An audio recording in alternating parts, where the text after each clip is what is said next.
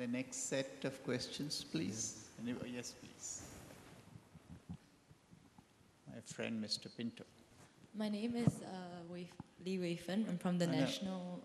I'm sorry. I thought, let's start with Mr. Pinto and I'll come back to you.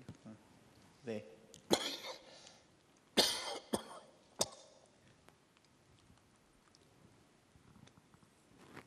Thank you, Chairman, and my apologies to the young lady for taking over her role. My name is Michael Pinto, and my question is addressed to Professor Srinivasan. If I heard you rightly, I think you said that the founding fathers, the people who sat in the Constituent Assembly and framed the Constitution, had a high degree of integrity, but that deteriorated over time. The race degenerated, as it were. But when I look back on it, I remember that Nehru was constantly accused of nepotism, corruption by his opponents, especially people like Rahman or Lohia.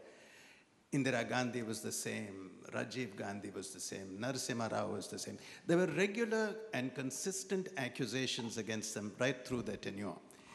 The same thing happened with Atal Bihari Vajpayee, and for the first time I think we have a Prime Minister about whom nobody has ever said anything so far. Now, I was just thinking of this young man who was talking to foreigners about his country, and he said, the favorite sport in my country is bullfighting. And then one of the listeners said, oh, isn't it revolting? And he said, no, that's the second favorite.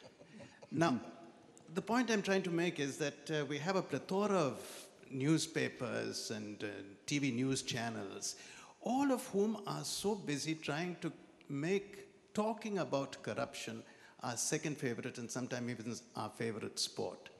Is it perhaps this, rather than anything else, that has created scams when none exist? Would you like to react? Can we take the lady was, yes, please. My name is Lee Wei-Fen. I'm from the National University of Singapore, and my question is addressed to Mr. Rahman. There have been recent reports, financial reports, that Bangladesh's pharmaceutical sector has actually stagnated in terms of export earnings over the past 4 financial years. And also that the shipbreaking sector, which was recently recognized as an industry formally by the government in February, has also been recently halted due to environmental reasons. So I'm just wondering, from an insider's perspective, maybe, I think it's undeniable that growth of this private sector will always be there, but could you tell us maybe what some of the challenges are that will pose a problem to the rate of growth? Take just one more question in this round. Yes, please. Could you just, at the back there. At the back there. Hello. Yeah, that's right. Yeah. Thank you. Good afternoon.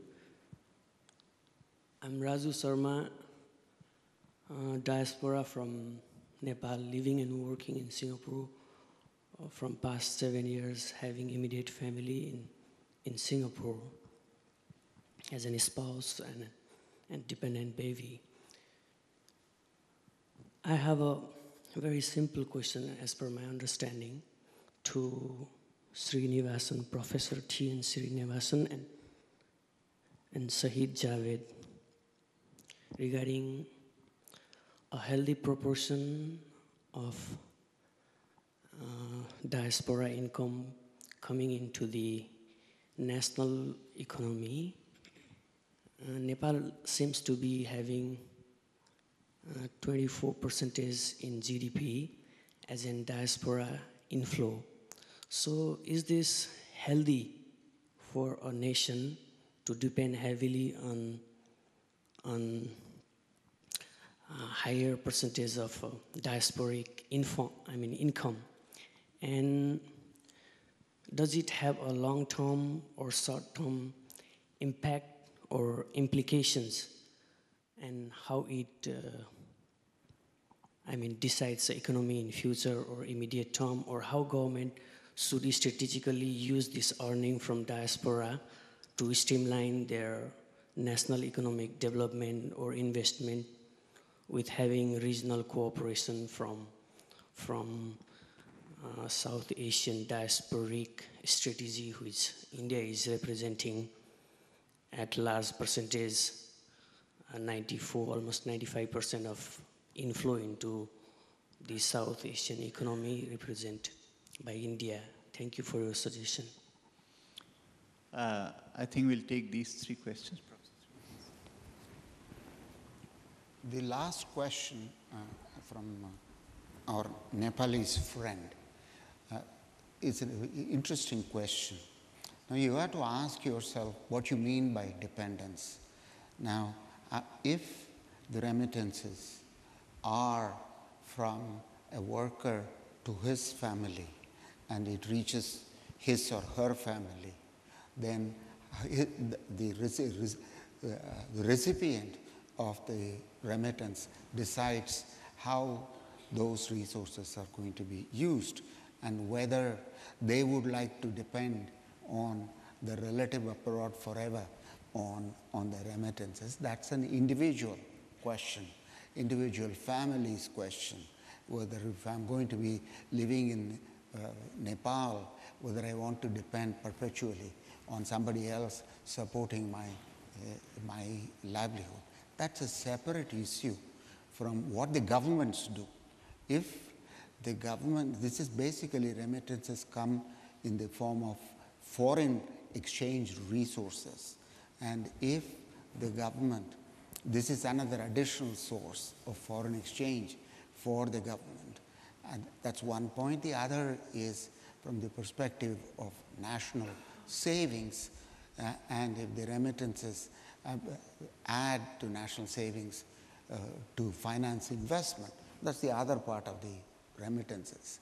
Now, the question about whether it is a dependence on a national level on foreign sources of finance for investment is a separate issue. We shouldn't confuse it with what the households do. And there, the governments could waste the resources, use it, if they invested inefficiently or efficiently. There's a whole host of issues. And that is a separate one which relates to governance, which relates to how the government resources are allocated and so on. So that's a complex issue. And I don't want to confound the two. And the answers will be very dependent on what you're talking about. Not all governments are able to manage to get the foreign resources that come in anyway to the public use. Yeah. The other question. Corruption. Whether corruption is. Oh yes. No, I am not persuaded that the corruption is entirely a media creation. Now, of course, media are interested in, would be interested in selling whatever they are selling, newspapers or the commercials or whatever. And so to try to sensationalize something which at the bottom of it doesn't have much merit is possible. But I don't think the current situation is one of purely media creation. Second point, you mentioned about the 4 names, Nehru, Indira Gandhi, you didn't mention Rajiv Gandhi in between, and then Narasimha Rao. Now, they were all prime ministers, but each of a different nature. Now, you mentioned Ram Manohar Lohia and questioning Nehru or about nepotism. His question was quite different.